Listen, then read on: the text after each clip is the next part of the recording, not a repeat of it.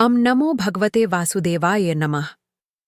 प्रिय भक्तों, आज गुरुवार का अत्यंत पावन दिन है। यह दिन देव गुरु बृहस्पति का है और साथ ही यह दिन सृष्टि के पालनहार जगत के स्वामी भगवान विष्णु की विशेष कृपा का दिन माना गया है। शास्त्रों में कहा गया है कि जो मनुष्य गुरुवार के दिन शांत मन और सच्ची श्रद्धा से भगवान विष्णु की इस दिव्य कथा को सुन लेता है, उसके जीवन के कष्ट, दरिद्रता, मानसिक चिंता और बार बार आने वाली बाधाएं धीरे धीरे स्वयं समाप्त होने लगती हैं। यह कथा केवल शब्द नहीं है, यह उस अटूट आस्था की शक्ति है जो टूटे हुए भाग्य को भी फिर से जोड़ देती है। यह उस विश्वास की आवाज है जो घोर निराशा के अंधेरे में भी आशा का दीपक जला देती है।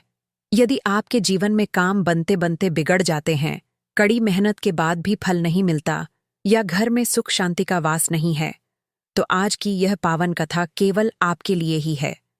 अब अपने मन को पूरी तरह शांत कीजिए, भगवान विष्णु का ध्यान कीजिए और श्रद्धा के साथ इस कथा को सुनने के लिए अपने हृदय के द्वार खोल दीजिए। लेकिन प्रिय श्रोताओं, इस पावन कथा को आरंभ करने से पहले एक अत्यंत गंभीर और आवश्यक बात जान लेना बहुत जरूरी है। हमारे प्राचीन धर्म ग्रंथों में स्पष्ट कहा गया है कि गुरुवार के दिन सुनी जाने वाली भगवान विष्णु और बृहस्पति देव की कथा को यदि बीच में छोड़ दिया जाए तो वह अधूरा फल देती है। यह कथा बुद्धि, धर्म, भाग्य और सही मार्ग की कथा है। इसलिए आपसे विनम्र निवेदन है कि आज भगवान विष्णु की इस पावन गाथा को अंत तक अवश्य सुने। हो सकता है इस कथा का कोई एक प्रसंग आपके रुके हुए भाग्य को खोल दे। यदि आप स्वयं को एक सच्चा सनातनी मानते हैं तो इस दिव्य शिक्षा को केवल अपने तक सीमित न रखें, इसे अधिक से अधिक लोगों तक पहुंचाएं।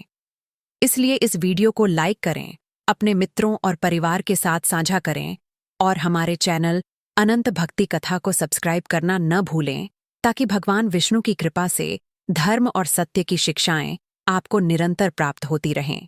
आइए श्रद्धा और विश्वास के साथ इस कथा का आरंभ करते हैं।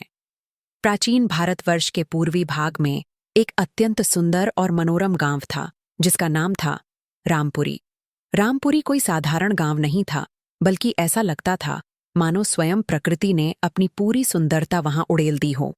गांव के चारों ओर लहलहाते हुए हरे भरे खेत थे जो हवा के झोंकों के साथ ऐसे झूमते थे जैसे कोई भक्त अपने भगवान की स्तुति में लीन हो। गांव के किनारे से एक कलकल करती शीतल नदी बहती थी जिसका निर्मल जल सूर्य की किरणों में चांदी की तरह चमकता था। गांव की गलियां मिट्टी की सौंधी खुशबू से महकती थीं और हर घर के आंगन में तुलसी का पौधा लहलहाता था। रामपुरी की सबसे बड़ी विशेषता थी गांव के मध्य में स्थित भगवान विष्णु का वह विशाल और भव्य मंदिर। वह मंदिर इतना प्राचीन और दिव्य था कि उसकी छोटी आकाश को छूती प्रतीत होती थी। मंदिर के गर्भगृह में चतुर्भुज रूप में भगवान विष्णु की एक अत्यंत मनमोहक प्रतिमा विराजमान थी। उनकी आंखों में ऐसी करुणा और शांति थी कि जो कोई भी एक बार उन दर्शन कर लेता वह अपने सारे दुख दर्द भूल जाता। सुबह शाम मंदिर की घंटियों की गूंज और शंखनाद से पूरा रामपुरी भक्ति के रस में सराबोर रहता था। इसी पावन नगरी में एक बहुत ही सरल और सुखी परिवार रहता था। परिवार के मुखिया का नाम था सुधीर और उनकी पत्नी का नाम था सुमित्रा। सुधीर एक मेहनती और नेक दिल इंसान था जो अपनी मेहनत की कमाई से अपने परिवार का पालन पोषण बड़े ही स्वाभिमान के साथ करता था। वह एक बढ़ई का काम करता था। उसके हाथों की बनाई हुई लकड़ी की कलाकृतियां पूरे गांव में प्रसिद्ध थीं। वहीं सुमित्रा साक्षात ममता और धैर्य की प्रतिमूर्ति थी। वह बचपन से ही भगवान विष्णु की परम भक्त थी। उसके दिन की शुरुआत भगवान के नाम से होती और रात भी उनकी स्तुति के साथ समाप्त होती। विवाह के शुरुआती कई वर्षों तक उनका जीवन किसी सुंदर सपने जैसा था। दोनों के बीच अपार प्रेम और सम्मान था। समय बीतता गया और भगवान विष्णु के आशीर्वाद से उनके आंगन में 2 नन्हे फूलों ने जन्म लिया। उनके एक बेटा और एक बेटी हुई। बेटे का नाम था नारायण और बेटी का नाम था लक्ष्मी। उन बच्चों की किलकारियों से घर का कोना कोना गूंज उठता था। सुधीर जब भी काम से थककर घर लौटता तो अपने बच्चों के मासूम चेहरे देखकर उसकी सारी थकान मिट जाती। सुमित्रा अपने छोटे से संसार में बहुत खुश थी।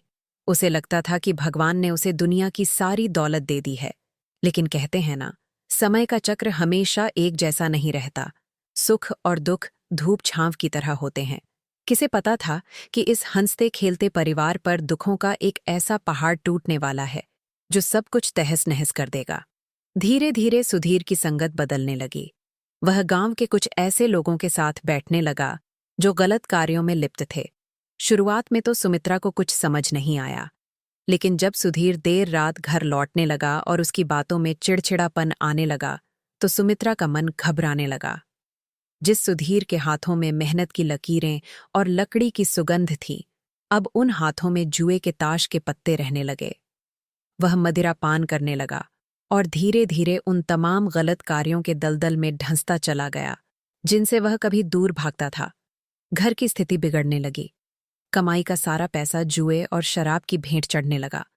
सुमित्रा उसे बहुत समझाने की कोशिश करती। वह उसके पैरों में गिरकर गिड़गिड़ाती, स्वामी, इन गलत रास्तों को छोड़ दीजिए। हमारे बच्चों का भविष्य अंधकार में डूब जाएगा। भगवान विष्णु से डरिए। लेकिन सुधीर पर तो जैसे कोई काला साया सवार था।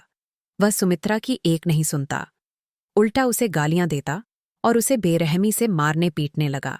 जब मासूम बच्चे अपने पिता के इस रौद्र रूप को देखते तो वे डर के मारे कोने में दुबक जाते। कभी कभी जब वे अपनी मां को बचाने के लिए बीच में आते तो सुधीर अपना आपा खो देता और उन छोटे छोटे बच्चों पर भी हाथ उठा देता।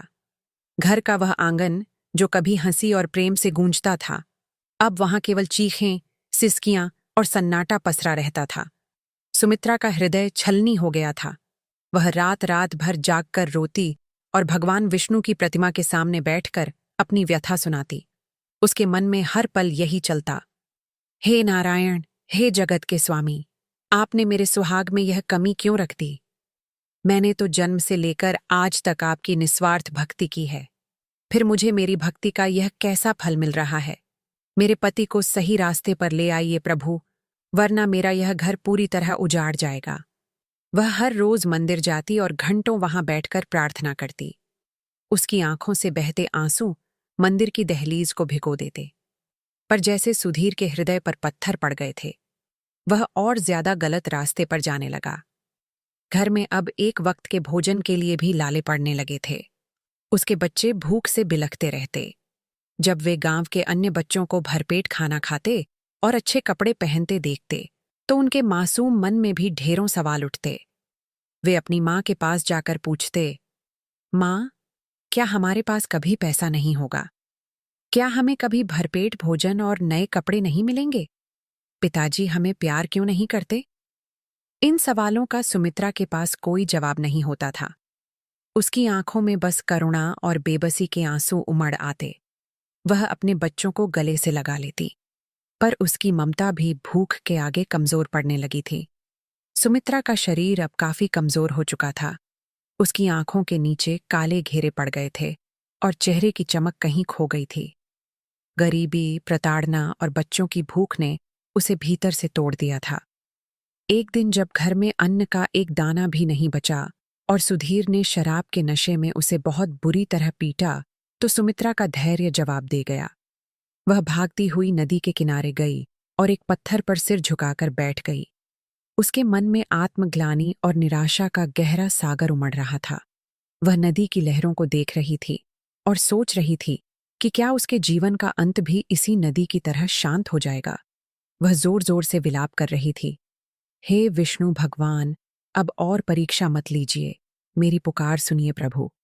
तभी अचानक वहां एक दिव्य प्रकाश हुआ और एक बूढ़ा ब्राह्मण, जिनके चेहरे पर अपार शांति और ओज था, वहां प्रकट हुए। उन्होंने सुमित्रा के पास जाकर अत्यंत कोमल स्वर में कहा, हे पुत्री, तू इस एकांत नदी के किनारे बैठकर इस तरह आंसू क्यों बहा रही है? आखिर तेरे जीवन में ऐसा क्या दुख है जिसने तुझे इतना विचलित कर दिया है? सुमित्रा ने जब उन वृद्ध ब्राह्मण की करुणा भरी आवाज सुनी तो उसे लगा जैसे कोई अपना मिल गया हो। उसने सिसकते हुए अपना सारा वृत्तांत, अपने पति की बुरी आदतें, बच्चों की भूख और अपनी विपदा ब्राह्मण देवता को सुना दी। ब्राह्मण देवता ने बड़े ध्यान से उसकी बात सुनी और फिर अपनी झोली में से कुछ वस्तुएं निकालीं।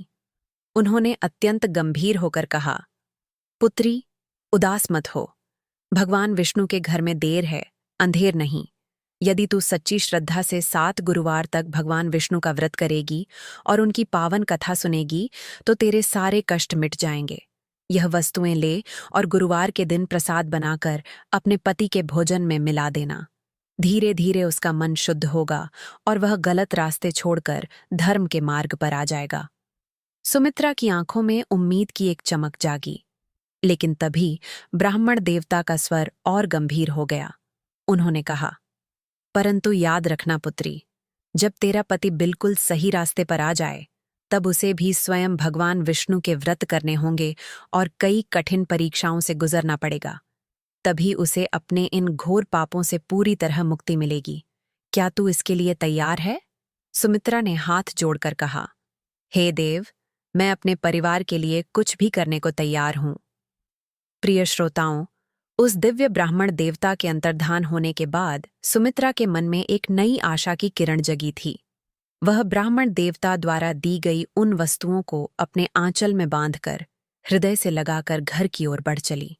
उसके मन में एक ही संकल्प था, अपने परिवार को बचाना और अपने पति को उस घोर पाप के अंधकार से बाहर निकालना। वह रात उसने जाग कर काटी। एक ओर सुधीर नशे में धुत आंगन में बड़बड़ा रहा था तो दूसरी ओर उसके 2 मासूम बच्चे भूख के मारे नींद में भी सिसक रहे थे। सुमित्रा ने पूरी रात भगवान विष्णु का ध्यान किया और उस दिन की प्रतीक्षा करने लगी जब वह इस पावन व्रत का आरंभ करेगी। अगले दिन गुरुवार का सूर्य उदय हुआ। रामपुरी की वह सुबह आज सुमित्रा के लिए कुछ अलग थी। उसने सुबह ब्रह्म मुहूर्त में उठकर पवित्र नदी में स्नान किया। उसके पास पहनने के लिए कोई नया वस्त्र नहीं था। उसकी सारी साड़ियां फटी हुई थीं, लेकिन उसका मन पूरी तरह शुद्ध था। उसने वही फटी हुई साड़ी धोकर पहनी और भगवान विष्णु के मंदिर की ओर चल दी। मंदिर में जाकर उसने भगवान की उस मनमोहक छवि को निहारा। उसकी आंखों से आंसू बह रहे थे, लेकिन उन आंसुओं में आज पीड़ा नहीं बल्कि समर्पण था। उसने प्रभु के चरणों में अपना सिर झुकाया और प्रार्थना की, हे नारायण, आज मैं आपके चरणों में अपनी इस तुच्छ देह और अपने पूरे परिवार को समर्पित करती हूँ। मेरे पति की बुद्धि को शुद्ध करें। प्रभु, मुझ पर और मेरे भूखे बच्चों पर दया करें। व्रत का विधान अत्यंत कठिन था। सुमित्रा ने संकल्प लिया था कि वह पूरा दिन निराहार और निर्जल रहेगी। वह सारा दिन मंदिर की सेवा में लगी रही। मंदिर के आंगन को झाड़ना, भगवान के लिए माला गूंथना और मन ही मन एयुएम नमो भगवते वासुदेवाय का जाप करना, यही उसकी दिनचर्या बन गई थी। दोपहर ढलते ढलते भूख और प्यास के कारण उसका शरीर टूटने लगा था। उसकी आंखों के सामने अंधेरा छाने लगा। लेकिन जैसे ही वह कमजोर पड़ती, उसे अपने उन बच्चों का चेहरा याद आ जाता जो भूख से बिलख रहे थे। उसे वह बूढ़ा ब्राह्मण याद आता जिसने उसे उम्मीद दी थी। शाम के समय वह घर लौटी। सुधीर अभी तक जुए के अड्डे पर ही था। सुमित्रा ने बड़े ही जतन से ब्राह्मण देवता द्वारा दी गई वस्तुओं का उपयोग किया और भगवान विष्णु का भोग तैयार किया। उसने बहुत ही थोड़ा सा भोजन बनाया क्योंकि घर में अन्न बहुत कम था। उसने अपने मन में दृढ़ निश्चय किया कि चाहे वह खुद भूखी मर जाए, लेकिन वह अपने पति को वह अभिमंत्रित भोजन जरूर कराएगी। उसके बच्चे बार बार रसोई की ओर देखते और अपनी माँ से पूछते, माँ, क्या आज हमें खाना मिलेगा? सुमित्रा का कलेजा मुंह को आता जब वह देखती कि उसके बच्चों के गाल पिचक गए हैं और उनकी आंखों की चमक खो गई है। वह उन्हें पुचकारती और कहती, धीरज रखो मेरे लाल, आज भगवान विष्णु हमारे घर आएंगे, सब ठीक हो जाएगा। रात के गहरे सन्नाटे में सुधीर लड़खड़ाता हुआ घर आया। वह हमेशा की तरह क्रोध में था। उसने आते ही चिल्लाना शुरू किया, अरे सुमित्रा, कहाँ मर गई? खाना ला। आज फिर मेरा दांव उल्टा पड़ गया, सब कुछ हार गया हूं। सुमित्रा बिना कुछ बोले शांत मन से उसके पास गई। उसके मन में भय तो था कि कहीं आज फिर उसे मार न पड़े, पर उसकी भक्ति का बल आज बहुत बड़ा था। उसने वही पवित्र भोजन सुधीर के सामने रखा। सुधीर ने जैसे ही उस भोजन का पहला निवाला अपने मुंह में डाला, उसके चेहरे के भाव बदलने लगे। उसे उस भोजन में एक अजीब सा स्वाद और शांति महसूस हुई। वह जो हर छोटी बात पर गालियां देता था, वह चुपचाप खाना खाने लगा। सुमित्रा दूर कोने में बैठकर टकटकी लगाए अपने पति को देख रही थी। वह मन ही मन भगवान विष्णु से गुहार लगा रही थी। हे प्रभु, इस भोजन के माध्यम से इनके भीतर सोई हुई मानवता को जगा दीजिए, इनके पापों का अंत कर दीजिए। उस रात सुधीर ने सुमित्रा पर हाथ नहीं उठाया। वह खाना खाकर चुपचाप सो गया। यह सुमित्रा के लिए किसी चमत्कार से कम नहीं था। महीनों बाद उसके घर में बिना किसी शोर शराबे और मारपीट के रात गुजरी थी। अगले कुछ दिनों तक सुमित्रा ने महसूस किया कि सुधीर के व्यवहार में बहुत ही सूक्ष्म परिवर्तन आ रहा है। वह अब उतना आक्रामक नहीं रहा था, लेकिन अभी भी उसने अपनी बुरी आदतें पूरी तरह नहीं छोड़ी थीं। वह अभी भी उन गलत दोस्तों के पास जाता था। सुमित्रा समझ गई थी कि यह तो बस शुरुआत है। अभी उसे 7 गुरुवार तक अपनी परीक्षा देनी है। दूसरे गुरुवार को सुमित्रा की परीक्षा और भी कठिन हो गई। उस दिन सुधीर सुबह से ही घर में तांडव करने लगा, क्योंकि उसे जुआ खेलने के लिए पैसे चाहिए थे। उसने घर का एक एक कीमती सामान पहले ही बेच दिया था। जब उसे कुछ नहीं मिला तो उसने सुमित्रा के गले से वह मंगलसूत्र खींचने की कोशिश की, जो उसकी सुहाग की आखिरी निशानी थी। सुमित्रा रोने लगी। वह उसके पैरों में गिर गई। स्वामी, इसे मत ले जाइए। यह मेरे सुहाग की निशानी है। इसके बिना मैं मर जाऊंगी। लेकिन सुधीर पर जैसे शैतान सवार था। उसने सुमित्रा को धक्का दिया और उसका सिर दीवार से जा टकराया। सुमित्रा के माथे से खून की धार बहने लगी, लेकिन उस हालत में भी उसने अपना आपा नहीं खोया। उसने कराहते हुए भी भगवान विष्णु का नाम लिया। उस दिन वह खून से लथपथ माथे के साथ मंदिर गई। गांव के लोग उसे देख रहे थे। कोई सहानुभूति दिखा रहा था तो कोई उपहास उड़ा रहा था, लेकिन सुमित्रा को किसी की परवाह नहीं थी। उसने मंदिर के जलाशय में अपना घाव धोया और फिर से व्रत का संकल्प लिया। उस दिन उसने निर्जल रहकर पूरी श्रद्धा से भगवान की कथा सुनी। उसकी शारीरिक शक्ति जवाब दे रही थी, पर उसकी मानसिक शक्ति हिमालय की तरह अडिग थी। शाम को जब वह घर पहुंची तो उसने देखा कि उसके बच्चे भूख के मारे रोते रोते सो गए हैं। उनके चेहरों पर जो मासूमियत थी, वह दुख की गहरी लकीरों में दब गई थी। सुमित्रा का मातृत्व तड़प उठा। उसने सोचा, हे नाथ, क्या मेरी भक्ति इतनी कमजोर है कि मेरे बच्चों को यह दिन देखना पड़ रहा है? क्या आप मेरी पुकार नहीं सुन रहे? वह रोते रोते भगवान की प्रतिमा के सामने गिर पड़ी। तभी उसे ऐसा लगा मानो किसी ने उसके सिर पर हाथ रखा हो। एक अज्ञात शक्ति ने उसे फिर से खड़ा कर दिया। रात को जब सुधीर घर लौटा तो वह अपने साथ कुछ लेकर नहीं आया था। वह फिर से हारा हुआ और थका हुआ था। सुमित्रा ने फिर वही अभिमंत्रित भोजन उसके सामने रखा। सुधीर ने जब सुमित्रा के माथे पर वह घाव देखा तो पहली बार उसकी आंखों में एक अजीब सी ललक और पश्चाताप की झलक दिखी। उसने पूछा, यह घाव कैसे लगा?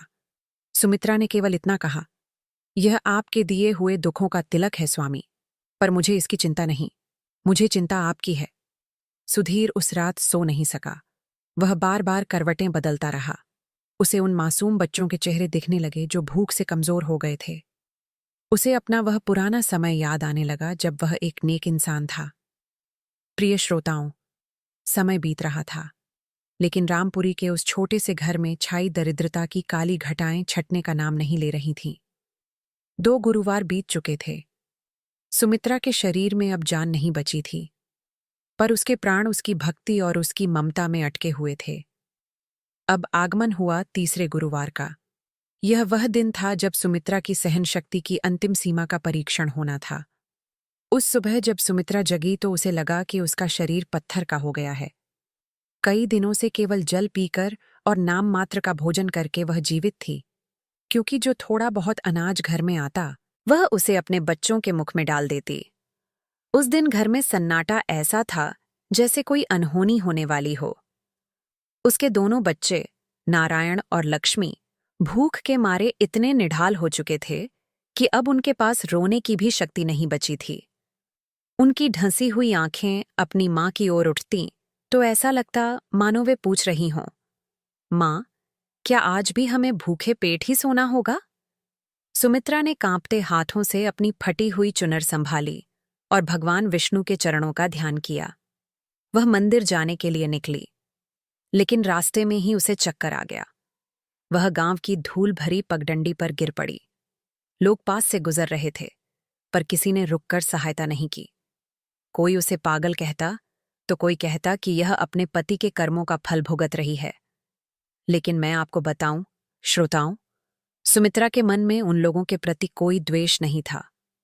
उसने गिरते पड़ते भगवान विष्णु के मंदिर की चौखट छुई। उसने मंदिर के खंभे को पकड़कर खुद को संभाला और भगवान की प्रतिमा की ओर देखा। आज उसे भगवान की आंखों में एक अलग ही तेज नजर आ रहा था। उसने रोते हुए कहा, हे जगत के पालनहार, आप तो पक्षियों को भी चुग्गा देते हैं, फिर मेरे बच्चे क्यों भूख से तड़प रहे हैं? क्या मेरा प्रेम, मेरी श्रद्धा कम पड़ गई है? प्रभु, आज मेरी लाज रख लीजिए। उधर घर पर सुधीर की हालत और भी विचित्र हो रही थी। वह जो अभिमंत्रित भोजन कर रहा था, उसने उसके भीतर के शैतान को कमजोर करना शुरू कर दिया था। उस दिन वह जुए के अड्डे पर बैठा था, लेकिन उसका मन वहां नहीं लग रहा था। उसके कानों में बार बार अपनी छोटी बेटी लक्ष्मी की वह सिसकी गूंज रही थी, जो उसने सुबह घर से निकलते वक्त सुनी थी। उसके हाथ कांपने लगे। उसके दोस्तों ने उसका मजाक उड़ाया। क्या हुआ सुधीर? क्या अब अपनी पत्नी की तरह तू भी माला जपने लगा है? सुधीर कुछ नहीं बोला और वहां से उठकर चल दिया। जब वह घर पहुंचा तो उसने देखा कि घर के आंगन में उसके बच्चे बेसुध पड़े हैं। उसका छोटा बेटा नारायण मिट्टी में कुछ ढूंढकर खाने की कोशिश कर रहा था। यह दृश्य देखकर सुधीर के कलेजे में एक तीर सा लगा। उसके भीतर का पिता अचानक जाग उठा। उसे अपनी पत्नी सुमित्रा की याद आई, जिसे उसने न जाने कितनी बार बेइज्जत किया था, पीटा था। उसने सोचा, मैं कैसा इंसान हूं जो अपने बच्चों को 2 वक्त की रोटी नहीं दे सकता। वह कैसा पुरुष है। उसी समय सुमित्रा मंदिर से वापस आई। उसका चेहरा पीला पड़ा था, लेकिन आंखों में एक अजीब सा विश्वास था। सुधीर उसे देखकर आज चिल्लाया नहीं। उसने दबी आवाज में पूछा, सुमित्रा, क्या घर में कुछ खाने को है? सुमित्रा की आंखों से आंसू छलक पड़े। उसने धीरे से कहा, स्वामी, आज मेरा 3रा गुरुवार का व्रत है। मैंने भगवान विष्णु से प्रार्थना की है कि वे हमें इस नरक से बाहर निकालें। सुधीर ने पहली बार सुमित्रा के पैरों की ओर देखा, जो नंगे थे और उनमें छाले पड़ गए थे। उसने कुछ नहीं कहा और घर से बाहर निकल गया। सुमित्रा को लगा कि वह फिर से शराब पीने गया है, लेकिन कुछ घंटों बाद सुधीर वापस लौटा तो उसके हाथ में थोड़ा सा आटा और गुड़ था। उसने यह सामान सुमित्रा के हाथ में थमा दिया। सुमित्रा को अपनी आंखों पर विश्वास नहीं हुआ। यह भगवान विष्णु का पहला चमत्कार था। महीनों बाद सुधीर अपनी मेहनत से, भले ही वह छोटा सा काम था, कुछ लेकर आया था। सुमित्रा ने उस रात बड़े ही प्रेम से भगवान विष्णु का भोग बनाया। उसने खुद नहीं खाया क्योंकि उसका व्रत था, लेकिन जब उसने अपने बच्चों को भरपेट भोजन करते देखा तो उसे लगा कि उसकी सारी थकान मिट गई है। बच्चों के चेहरे पर जो मुस्कान आई, वह सुमित्रा के लिए किसी स्वर्ण भंडार से कम नहीं थी। चौथा गुरुवार आते आते गांव में चर्चा होने लगी। लोग कहने लगे कि सुमित्रा की भक्ति का असर दिख रहा है, लेकिन नियति को अभी कुछ और ही मंजूर था। चौथे गुरुवार के दिन रामपुरी में भीषण वर्षा शुरू हो गई। ऐसी वर्षा कि सारा गांव जलमग्न होने लगा। सुमित्रा का कच्चा घर टपकने लगा। उस रात सुधीर घर पर ही था। वह बार बार छत की ओर देख रहा था। उसे अपनी गलतियों का एहसास हो रहा था, लेकिन अभी भी उसके भीतर का अहंकार पूरी तरह मरा नहीं था। अचानक घर की एक दीवार धंस गई। बच्चे डर के मारे चिल्लाने लगे। उस अंधेरी रात में बिजली की कड़कड़ाहट के बीच सुमित्रा ने अपने बच्चों को गले से लगा लिया और जोर जोर से विष्णु विष्णु पुकारने लगी। सुधीर ने भी आगे बढ़कर बच्चों को संभाला। उस रात पहली बार पति पत्नी ने मिलकर विपत्ति का सामना किया। सुधीर ने देखा कि सुमित्रा उस खौफनाक रात में भी विचलित नहीं थी। उसे लगा कि इसकी भक्ति में कोई तो ऐसी शक्ति है जो इसे टूटने नहीं दे रही। प्रिय श्रोताओं, चौथे गुरुवार की वह रात किसी कालरात्रि से कम नहीं थी, लेकिन इसने सुधीर के हृदय के पत्थर को पूरी तरह से दरका दिया था। सुबह जब वर्षा थमी तो सुधीर ने सुमित्रा के सामने हाथ जोड़ दिए और कहा, सुमित्रा, मुझे क्षमा कर दो। मैंने तुम्हें और बच्चों को बहुत दुख दिए हैं। तुम्हारी इस भक्ति ने मेरी आंखें खोल दी हैं। सुमित्रा की आंखों में खुशी के आंसू थे। उसने कहा, स्वामी, मुझे क्षमा मत कीजिए। भगवान विष्णु का आभार मानिए, जिन्होंने आपको सही बुद्धि दी। अभी 3 गुरुवार और बाकी हैं। यह रास्ता कठिन है, क्योंकि ब्राह्मण देवता ने कहा था कि जब आप सही रास्ते पर आएंगे तो आपकी भी परीक्षा होगी। सुधीर ने दृढ़ता से कहा, मैं हर परीक्षा के लिए तैयार हूं। अब मैं भी तुम्हारे साथ भगवान विष्णु की शरण में चलूंगा। भगवान विष्णु की महिमा अपरंपार है। चौथे गुरुवार की उस प्रलयकारी वर्षा के बाद रामपुरी की सुबह एक नई उम्मीद लेकर आई थी। सुधीर की आंखों से वह पर्दा हट चुका था जो बरसों से उसके विवेक पर पड़ा था। उसने पहली बार अपने हाथों को देखा, वही हाथ जिन्होंने कभी मेहनत से लकड़ी के सुंदर खिलौने बनाए थे, अब जुए की गर्द और शराब की गंध से भरे हुए थे। उसने निश्चय किया कि वह अब अपने इन पापों को भगवान विष्णु के चरणों में धो देगा। 5वां गुरुवार आने वाला था। सुधीर अब काम की तलाश में गांव-गांव भटकने लगा, लेकिन समाज का न्याय बड़ा कठोर होता है। प्रिय श्रोताओं, जब कोई व्यक्ति बुराई के रास्ते पर होता है तो लोग उसे डर से सहते हैं, लेकिन जब वही व्यक्ति सुधरना चाहता है तो दुनिया उसके पुराने घावों को कुरेदने से बाज नहीं आती। सुधीर जहां भी जाता लोग उसे धिक्कार देते। कोई कहता, अरे यह तो वही जुआरी है, कल फिर हमारे पैसे लेकर भाग जाएगा। कोई उसे अपने दरवाजे से खदेड़ देता। सुधीर थक हार कर एक पेड़ के नीचे बैठ गया। उसकी आंखों में आंसू थे। उसने सोचा, क्या मेरे पाप इतने बड़े हैं कि मुझे एक बार फिर से अपनी मेहनत की रोटी कमाने का हक भी नहीं है? तभी उसे सुमित्रा की कही वह बात याद आई। यह मार्ग कठिन है और परीक्षाओं से भरा है। उसने हिम्मत नहीं हारी। उसने गांव के किनारे एक पुराने कुएं की सफाई का काम पकड़ा, जिसे कोई नहीं करना चाहता था। वह सारा दिन कड़ी धूप में पसीना बहाता, कंटीली झाड़ियां काटता और भारी पत्थर ढोता। उसके हाथों में छाले पड़ गए। शरीर टूट रहा था, लेकिन उसके मन में भगवान विष्णु का नाम था। शाम को जब वह मजदूरी के कुछ पैसे लेकर घर पहुंचा तो उसके चेहरे पर वह संतोष था जो उसने बरसों से महसूस नहीं किया था। उसने वे पैसे सुमित्रा की हथेली पर रख दिए। सुमित्रा ने जब अपने पति के लहूलुहान और छालों से भरे हाथों को देखा तो उसका मातृत्व और पत्नी धर्म जाग उठा। वह रोने लगी और उन छालों को सहलाते हुए बोली, स्वामी, आपने इतना कष्ट क्यों सहा? सुधीर ने भारी गले से कहा, सुमित्रा, यह कष्ट मेरे उन पापों के सामने कुछ भी नहीं है जो मैंने तुम्हें और मेरे मासूम बच्चों को दिए हैं। अब मैं जान गया हूं कि असली सुख जुए की जीत में नहीं, बल्कि अपने परिवार के चेहरे पर मुस्कान लाने की मेहनत में है। उस रात सुमित्रा ने अपने पति के घावों पर हल्दी लगाई और दोनों ने मिलकर भगवान विष्णु के उस दिव्य स्वरूप का ध्यान किया। 5वें गुरुवार का दिन आया। आज पहली बार सुधीर ने भी सुमित्रा के साथ व्रत रखने का संकल्प लिया। दोनों पति पत्नी सुबह सुबह मंदिर जाने के लिए तैयार हुए। गांव के लोग आश्चर्य से देख रहे थे कि जो सुधीर कभी शराब के नशे में मंदिर की सीढ़ियों पर पड़ा रहता था, आज वही सुधीर पीले वस्त्र धारण किए, नंगे पांव, हाथ में जल का पात्र लिए, अपनी पत्नी के साथ बड़ी विनम्रता से मंदिर की ओर बढ़ रहा था। मंदिर में पहुंचकर सुधीर ने जैसे ही भगवान विष्णु के चरणों को छुआ, वह फूट फूट कर रोने लगा। उसके रोने की आवाज मंदिर के गर्भगृह में गूंज उठी।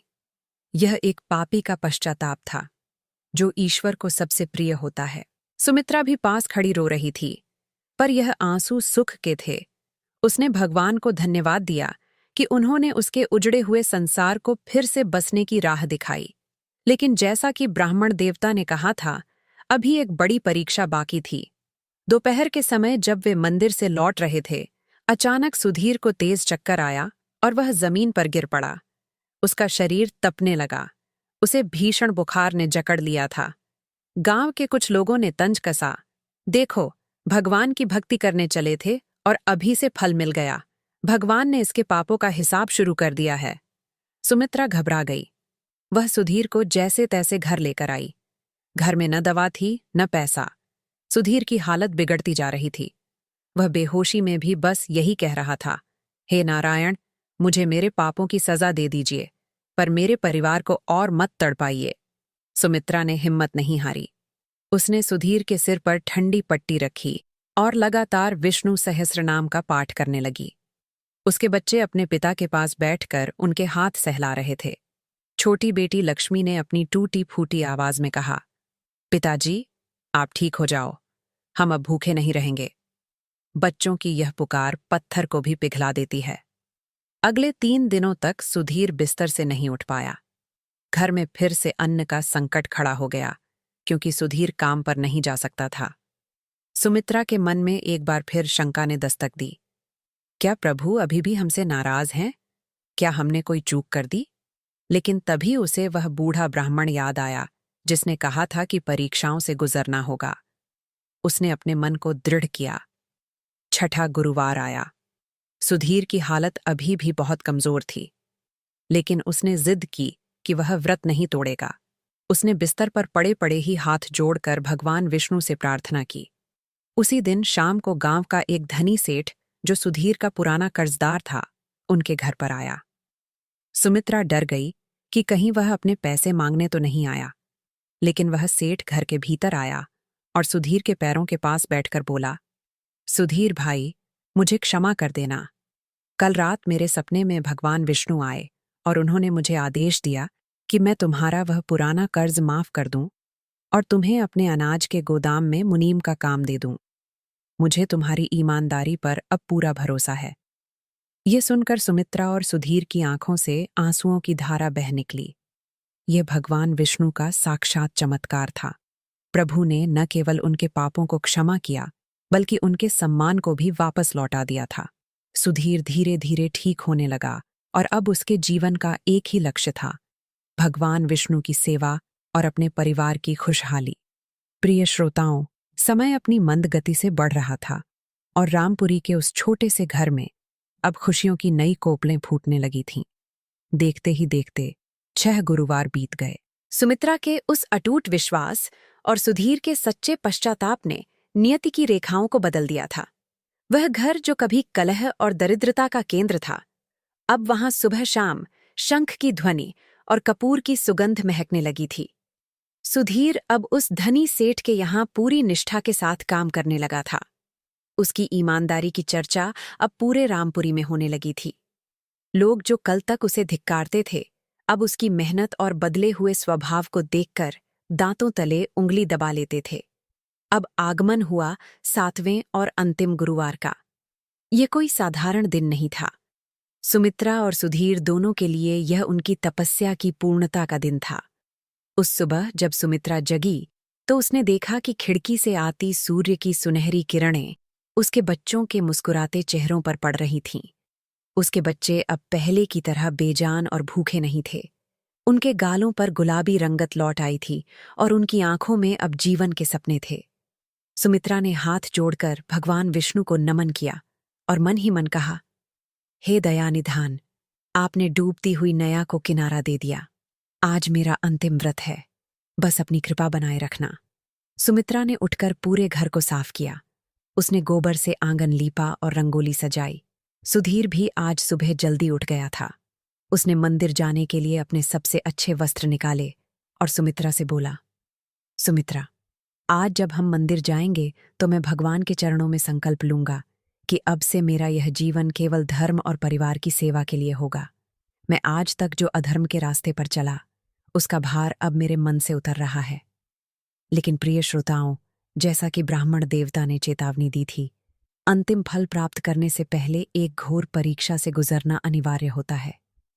जब सुधीर काम पर जाने के लिए निकला तो रास्ते में उसे उसके पुराने जुआरी मित्र मिल गए। वे लोग उसे देखकर जोर जोर से हंसने लगे। उनमें से एक ने सुधीर का रास्ता रोक लिया और कहा, अरे देखो, हमारा पुराना यार सुधीर तो अब महात्मा बन गया है। सुना है तुम सेठ के यहाँ मुनीम बन गए हो और अब तुम्हारे पास बहुत पैसा रहता है। चलो, आज एक आखिरी दांव हो जाए। तुम्हारी पुरानी हार का बदला चुकाने का मौका है। सुधीर ने बहुत ही विनम्रता से हाथ जोड़कर कहा, भाइयों, वह सुधीर मर चुका है जो जुए और शराब में अपना जीवन बर्बाद करता था। अब मुझे भगवान विष्णु के नाम में जो शांति मिलती है, वह दुनिया की किसी भी दौलत में नहीं है। मुझे जाने दो। मुझे सेठ जी के यहाँ बहुत काम है। लेकिन वे लोग उसे आसानी से छोड़ने वाले नहीं थे।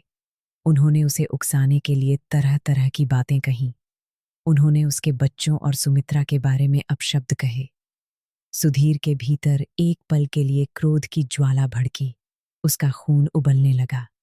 उसके हाथ की मुट्ठियां कस गईं। पर तभी उसे सुमित्रा का वह रोता हुआ चेहरा और भूख से बिलखते बच्चों की वह करुण पुकार याद आ गई। उसे याद आया कि कैसे एक एक गुरुवार काटकर उसने यह दिन पाया है। उसने अपनी आंखें बंद कीं, मन ही मन विष्णु विष्णु का जाप किया और बिना कुछ बोले वहां से आगे बढ़ गया।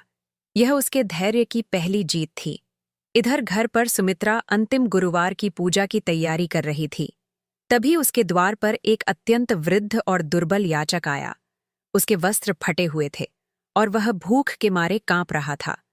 उसने सुमित्रा को पुकारा, बेटी, क्या इस घर में किसी भूखे के लिए एक मुट्ठी अन्न मिलेगा? मैं 3 दिनों से भूखा हूं और प्यास के मारे मेरा कंठ सूख रहा है। सुमित्रा दुविधा में पड़ गई। ब्राह्मण देवता के अनुसार उसे आज अंतिम पूजा के बाद ही अन्नदान करना था और घर में जो भी भोजन बना था वह भगवान के भोग के लिए रखा था। घर में बहुत थोड़ा सा अनाज बचा था जो उसने अपने बच्चों के लिए बचाकर रखा था। सुमित्रा ने सोचा, अगर मैं इन्हें यह भोजन दे दूंगी तो मेरे बच्चे भूखे रह जाएंगे और अगर नहीं दिया तो द्वार से एक भूखा याचक खाली हाथ चला जाएगा, जो महापाप है। सुमित्रा ने अपनी ममता और अपने धर्म के बीच एक बड़ा संघर्ष महसूस किया। उसने अपने बच्चों की ओर देखा जो रसोई के पास बैठकर भोजन का इंतजार कर रहे थे। फिर उसने उस वृद्ध याचक की आंखों में देखा जिनमें मृत्यु जैसा सन्नाटा था। सुमित्रा का हृदय पसीज गया। उसने सोचा, भगवान विष्णु तो हर जीव में वास करते हैं। यदि यह भूखा याचक मेरे द्वार से प्यासा चला गया तो मेरी 7 गुरुवार की पूजा का क्या अर्थ रह जाएगा। उसने बिना किसी हिचकिचाहट के वह सारा भोजन जो उसने पूजा के लिए और बच्चों के लिए बनाया था उस वृद्ध को दे दिया। उसने खुद अपने बच्चों को पुचकारा और कहा, मेरे बच्चों, आज हम भगवान के अतिथि की सेवा करेंगे। प्रभु हमें भूखा नहीं सोने देंगे। बच्चों ने भी अपनी मां की बात मान ली। उनके संस्कार अब बदल चुके थे। उस वृद्ध याचक ने बड़े चाव से भोजन किया और जाते जाते सुमित्रा के सिर पर हाथ रखकर कहा, पुत्री, तेरा कल्याण होगा। तूने आज साक्षात धर्म की रक्षा की है। जब सुधीर शाम को घर लौटा तो वह बहुत थका हुआ था, लेकिन उसके हाथ में एक बड़ा सा थैला था। उसने सुमित्रा से कहा, सुमित्रा, आज सेठ जी ने मेरी ईमानदारी से खुश होकर मुझे बहुत सारा अनाज और नए वस्त्र उपहार में दिए हैं। उन्होंने कहा कि वे मुझे अपना साझेदार बनाना चाहते हैं। सुमित्रा की आंखों से खुशी के आंसू बहने लगे। उसने सुधीर को बताया कि कैसे एक वृद्ध याचक उसके द्वार पर आया था और उसने उसे सारा भोजन दे दिया। सुधीर ने सुमित्रा को गले से लगा लिया और कहा, तुमने बिल्कुल सही किया सुमित्रा। आज मुझे भी रास्ते में कई प्रलोभन मिले, पर भगवान विष्णु की कृपा से मैं अडिग रहा। जैसे ही सूर्य अस्त हुआ, सुमित्रा और सुधीर ने 7वें गुरुवार की अंतिम कथा का श्रवण किया। पूरा घर दीपों की रोशनी से जगमगा उठा था। बच्चों ने मिलकर विष्णु स्तुति गाई। ऐसा लग रहा था मानो स्वर्ग से देवता उस छोटे से घर पर फूलों की वर्षा कर रहे हों। लेकिन तभी अचानक एक तेज प्रकाश घर के आंगन में फैला। वही वृद्ध ब्राह्मण देवता जो सुमित्रा को नदी के किनारे मिले थे, वहां साक्षात प्रकट हो गए। उन्हें देखकर सुमित्रा और सुधीर उनके चरणों में गिर पड़े। ब्राह्मण देवता के चेहरे पर एक अलौकिक मुस्कान थी। उन्होंने कहा, पुत्री सुमित्रा, पुत्र सुधीर, तुम्हारी परीक्षाएं अब पूर्ण हुईं। तुम दोनों ने न केवल व्रत किया, बल्कि धर्म के मर्म को समझा। सुधीर, तुमने क्रोध और प्रलोभन को जीता, और सुमित्रा, तुमने अपनी ममता से ऊपर उठकर मानवता की सेवा की। ब्राह्मण देवता ने अपना हाथ हवा में उठाया और देखते ही देखते वह छोटा सा कच्चा घर एक सुंदर भवन में परिवर्तित होने लगा। लेकिन उन्होंने एक अंतिम बात कही, जिसने सुधीर और सुमित्रा को झकझोर कर रख दिया। उन्होंने कहा, याद रहे, यह सुख और समृद्धि केवल तुम्हारी परीक्षा का अगला पड़ाव है। क्या तुम इस वैभव के बीच भी भगवान विष्णु को याद रखोगे? क्योंकि असली परीक्षा अभाव में नहीं, बल्कि प्रभाव में होती है। ब्राह्मण देवता ने सुधीर की ओर देखा और बोले, सुधीर, अब तुम्हें एक ऐसी यात्रा पर आना होगा जहां तुम्हारे पूर्व जन्मों के पापों का अंतिम हिसाब होगा। क्या तुम तैयार हो? प्रिय श्रोताओं, भगवान विष्णु की कृपा से रामपुरी का वह छोटा सा आंगन अब खुशियों से भरा हुआ था। लेकिन जैसा कि उस दिव्य ब्राह्मण ने कहा था, असली परीक्षा वैभव के बीच ही होती है।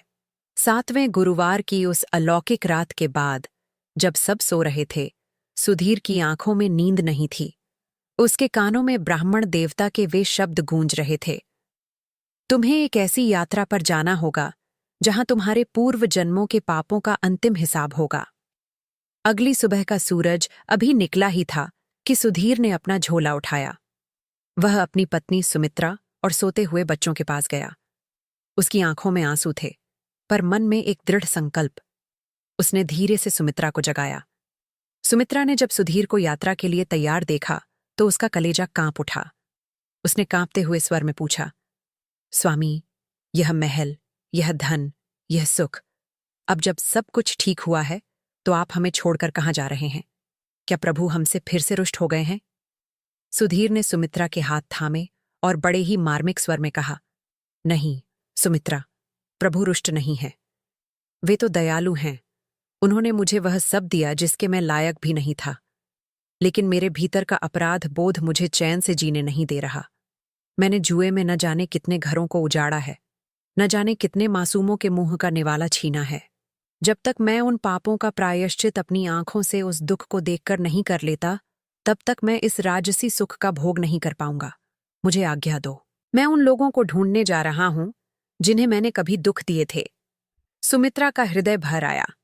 एक मां और एक पत्नी के लिए इससे बड़ी पीड़ा क्या होगी कि सुख के द्वार पर आकर उसका सुहाग फिर से अनिश्चितता की राह पर निकल पड़े। लेकिन वह भगवान विष्णु की अनन्य भक्त थी।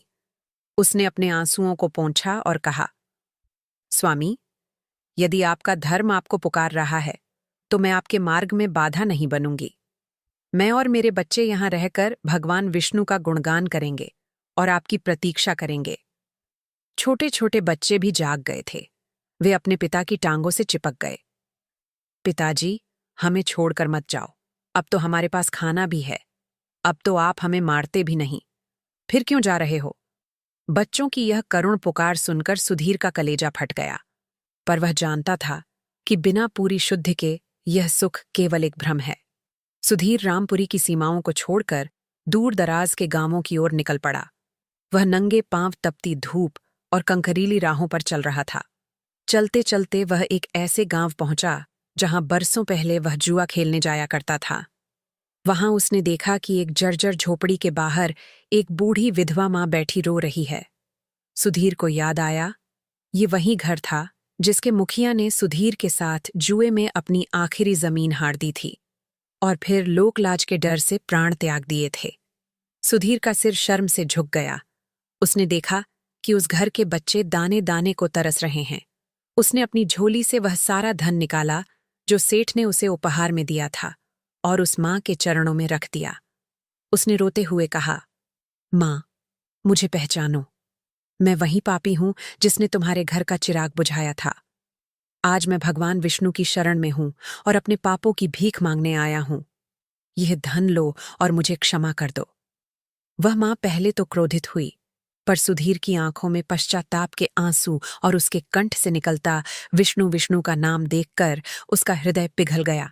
उसने कहा, बेटा, धन तो आता जाता रहता है, पर तूने जो अपनी आत्मा को जगा लिया है वही तेरी सबसे बड़ी जीत है। जा, भगवान विष्णु तेरा कल्याण करेंगे। यात्रा अभी समाप्त नहीं हुई थी। सुधीर आगे बढ़ा। उसे कई और ऐसे लोग मिले जिन्हें उसने कभी न कभी ठेस पहुंचाई थी। उसने अपना एक एक वस्त्र, अपना अन्न और अपनी सुख सुविधाएं उन लोगों में बांट दीं। देखते ही देखते वह स्वयं फिर से उसी स्थिति में आ गया जिसमें वह कभी दरिद्रता के दिनों में था। पर एक अंतर था। पहले वह दरिद्र था, पर उसका मन मैला था। आज वह दरिद्र था, पर उसकी आत्मा चंदन की तरह सुगंधित थी। इधर रामपुरी में सुमित्रा की परीक्षा भी कम नहीं थी। गांव के कुछ ईर्ष्यालु लोगों ने अफवाह उड़ा दी कि सुधीर तो अपनी पत्नी और बच्चों को छोड़कर भाग गया है। उसने यह सारा धन कहीं से चुराया था। लोग सुमित्रा को ताने देने लगे। देखो, बहुत पूजा पाठ का ढोंग करती थी। अब भोगो अकेले। लेकिन सुमित्रा अडिग थी। वह हर गुरुवार को भगवान विष्णु की कथा करती और बच्चों को सिखाती कि धैर्य ही सबसे बड़ा धर्म है। उसके पास अब धन कम हो रहा था, क्योंकि उसने भी अपना बहुत सा हिस्सा गरीबों में बांटना शुरू कर दिया था। पर उसके चेहरे पर जो नूर था, वह किसी रानी से कम नहीं था। एक रात जब सुधीर एक घने जंगल से गुजर रहा था, अचानक वहां तेज गर्जना हुई। बिजली कड़की और एक विशालकाय छाया उसके सामने खड़ी हो गई। वह छाया कोई और नहीं बल्कि सुधीर के अपने पुराने पाप थे, जो एक राक्षस के रूप में उसे डरा रहे थे। वे चिल्लाए, सुधीर, तूने हमें पाला है, तू हमारा है। तू इस भक्ति के मार्ग पर कैसे जा सकता है? वापस चल उसी जुए और मदिरा की दुनिया में, वरना हम तुझे यहीं समाप्त कर देंगे। सुधीर डरा नहीं। उसने अपनी आंखें बंद की और अपनी पूरी शक्ति से पुकारा, हे नारायण, हे मधुसूदन, यदि मेरी भक्ति सच्ची है, यदि मेरा पश्चाताप सच्चा है, तो इन अंधेरों को दूर कीजिए। जैसे ही उसने भगवान विष्णु का नाम लिया, उसके हृदय से एक दिव्य ज्योति निकली और उस अंधेरे को चीरती हुई आकाश की ओर बढ़ गई। वह राक्षस रूपी छाया धीरे धीरे लुप्त होने लगी। तभी वही दिव्य ब्राह्मण देवता फिर से प्रकट हुए। उनके हाथ में एक कमंडल था। उन्होंने वह जल सुधीर के ऊपर छिड़का और कहा, पुत्र, तूने अपनी यात्रा का सबसे कठिन भाग पूरा कर लिया है। तूने न केवल अपना धन त्यागा, बल्कि अपने अहंकार और भय को भी जीत लिया है। अब तू उस अंतिम परीक्षा के योग्य है जो तेरे जीवन का आधार बदल देगी। सुधीर ने थके हुए स्वर में पूछा, हे देव, अभी और कौन सी परीक्षा शेष है? मेरा शरीर अब साथ नहीं दे रहा। ब्राह्मण देवता मुस्कुराए और बोले, यह अंतिम परीक्षा प्रेम की है। तुझे अब वापस रामपुरी जाना होगा, पर एक ऐसी स्थिति में जहां कोई तुझे पहचान नहीं पाएगा। क्या तू तब भी भगवान विष्णु पर उतना ही विश्वास रखेगा? प्रिय श्रोताओं, भक्ति की पराकाष्ठा वहीं होती है जहां भक्त और भगवान के बीच कोई पर्दा न रहे। सुधीर अपनी प्रायश्चित की कठिन यात्रा पूरी कर अब वापस रामपुरी की सीमाओं में प्रवेश कर चुका था। लेकिन जैसा कि ब्राह्मण देवता ने कहा था, उसका रूप अब पूरी तरह बदल चुका था। उसके बाल बढ़े हुए और उलझे हुए थे। शरीर पर केवल एक फटा हुआ वस्त्र था और चेहरे पर धूल की परतें जमी थीं। वह एक दीनहीन भिखारी जैसा लग रहा था। भगवान विष्णु की माया ऐसी थी कि स्वयं उसकी आत्मा का प्रतिबिंब भी उसकी आंखों में छिपा था, ताकि कोई उसे पहचान न सके। वह लंगड़ाता हुआ अपने ही घर की ओर बढ़ा। वह घर जो अब एक सुंदर भवन बन चुका था, लेकिन वहां की चमक धमक अब पहले जैसी नहीं थी। सुमित्रा ने अपनी सुख सुविधाओं का त्याग कर दिया था और वह एक साधारण साध्वी की भांति अपना जीवन बिता रही थी। सुधीर अपने ही द्वार पर खड़ा हो गया और कांपती आवाज में पुकारा, भिक्षां देहि, कोई है जो इस थके हुए मुसाफिर को जल पिला सके। भीतर से सुमित्रा बाहर आई। उसने जब द्वार पर उस दरिद्र व्यक्ति को देखा तो उसे एक पल के लिए भी घृणा नहीं हुई। उसने देखा कि उस व्यक्ति के पैरों से रक्त बह रहा है और वह भूख से मूर्छित होने वाला है। सुमित्रा ने दौड़कर उसे सहारा दिया और भीतर ले आई। उसने अपने हाथों से उसके पैर धोए। उसे नहीं पता था कि वह अपने ही पति की सेवा कर रही है, पर उसके मन में केवल एक ही भाव था, नारायण सेवा। सुधीर अपनी पत्नी के इस निस्वार्थ भाव को देखकर भीतर ही भीतर रो रहा था। उसने मन ही मन कहा, हे प्रभु, धन्य है यह नारी जिसे मैंने बरसों तक केवल आंसू दिए, पर आज यह एक अनजान भिखारी में भी आपके ही दर्शन कर रही है। सुमित्रा ने उसे भोजन कराया। जब वह भोजन कर चुका तो उस अजनबी ने पूछा, माता, इस घर में इतनी शांति है, पर यहाँ का स्वामी कहाँ है? क्या तुम अकेली रहती हो? सुमित्रा की आंखों में आंसू भर आए। उसने बड़ी विनम्रता से उत्तर दिया, इस घर के स्वामी तो स्वयं भगवान विष्णु हैं। मेरे पति एक धर्म यात्रा पर गए हैं। वे कब लौटेंगे यह मैं नहीं जानती, पर मुझे विश्वास है कि मेरे प्रभु उन्हें एक दिन मेरे पास सुरक्षित अवश्य लाएंगे। तब तक मैं उनकी प्रतीक्षा में हर गुरुवार को यह व्रत करती हूँ। उसी समय अचानक घर के मंदिर से शंख की गूंज सुनाई दी। वह गूंज इतनी तीव्र और मधुर थी कि सारा रामपुरी उस ध्वनि से सराबोर हो गया। सुमित्रा और वह अजनबी भिखारी दोनों मंदिर की ओर भागे। वहां उन्होंने देखा कि वह दिव्य ब्राह्मण देवता हवा में तैरते हुए प्रकट हो रहे हैं। उनके चारों ओर एक सुनहरी आभा थी। ब्राह्मण देवता ने सुधीर की ओर देखा और बोले, सुधीर, अब तुम्हारा मुखौटा उतारने का समय आ गया है। तुमने अपनी अहंकार की अंतिम परत को भी त्याग दिया है। देखते ही देखते वह भिखारी का रूप ओझल हो गया और वहीं तेजस्वी, शुद्ध और भक्त सुधीर खड़ा था, जो यात्रा पर निकला था। सुमित्रा की खुशी का ठिकाना न रहा। वह अपने पति के चरणों में गिर पड़ी। दोनों के मिलन के वे आंसू उस दिन रामपुरी की धरती को पवित्र कर रहे थे। तभी वह ब्राह्मण देवता अपने वास्तविक स्वरूप में आने लगे। उनकी 2 भुजाओं से 4 भुजाएं निकल आईं। उनके हाथों में शंख, चक्र, गदा और पद्म सुशोभित होने लगे। मस्तक पर कौस्तुभ मणि और गले में वैजयंती माला चमक रही थी। साक्षात भगवान विष्णु अपने चतुर्भुज रूप में वहां विराजमान थे। पूरा परिवार, सुधीर, सुमित्रा और उनके दोनों बच्चे प्रभु के चरणों में दंडवत हो गए। भगवान विष्णु ने अपनी करुणा भरी दृष्टि उन पर डाली और बोले, हे भक्तों, तुम्हारी इस पावन कथा को जो भी मनुष्य पूरी श्रद्धा से सुनेगा या सुनाएगा, उसके जीवन के सारे कष्ट मैं हर लूंगा। गुरुवार का यह व्रत केवल अन्न त्यागने का नाम नहीं है, यह मन के विकारों को त्यागने का व्रत है। सुमित्रा, तुम्हारी सहनशीलता और सुधीर, तुम्हारा प्रायश्चित आने वाली पीढ़ियों के लिए एक मिसाल बनेगा। भगवान ने उन्हें आशीर्वाद दिया कि वे आजीवन सुख समृद्धि के साथ धर्म के मार्ग पर चलेंगे और अंत में उन्हें वैकुंठ धाम की प्राप्ति होगी। इसके बाद प्रभु अंतर्ध्यान हो गए। रामपुरी का वह परिवार अब केवल एक परिवार नहीं रहा, बल्कि वह एक ऐसा मंदिर बन गया जहां से करुणा और भक्ति की गंगा बहने लगी।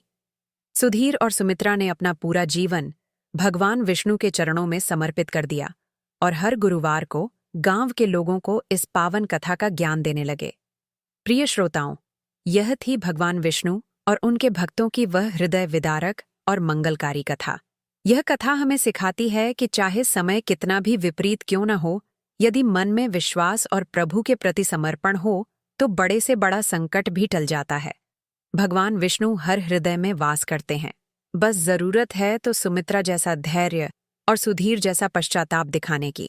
बोलो, भगवान विष्णु की जय, लक्ष्मी नारायण की जय, बृहस्पति देव की जय। प्रिय श्रोताओं, हमें पूर्ण विश्वास है कि भगवान विष्णु की यह पावन और मार्मिक कथा आपके हृदय की गहराइयों तक पहुंची होगी। यदि इस कथा ने आपके मन को छुआ है, तो भगवान के चरणों में अपनी उपस्थिति दर्ज कराने के लिए कमेंट बॉक्स में जय श्री हरि या AUM नमो भगवते वासुदेवाय अवश्य लिखें। इस दिव्य ज्ञान और भक्ति की धारा को केवल अपने तक न रखें। इस वीडियो को अपने परिवार के सदस्यों, मित्रों और शुभचिंतकों के साथ अधिक से अधिक साझा करें, ताकि वे भी गुरुवार के इस पावन व्रत की महिमा को समझ सकें। वीडियो को लाइक करना न भूलें और धर्म, सत्य एवं जीवन की अनमोल शिक्षाओं से निरंतर जुड़े रहने के लिए हमारे चैनल अनंत भक्ति कथा को अभी सब्सक्राइब करें। भगवान विष्णु की असीम कृपा आप पर और आपके परिवार पर सदैव बनी रहे। ओम नमो भगवते वासुदेवाय।